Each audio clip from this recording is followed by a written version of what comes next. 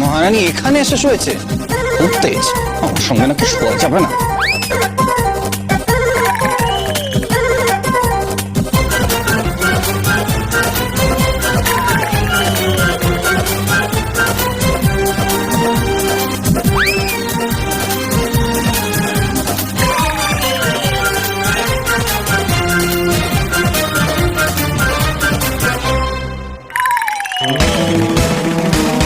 আরাম, হ্যাঁ আরাম। বের করছে, বের করছে।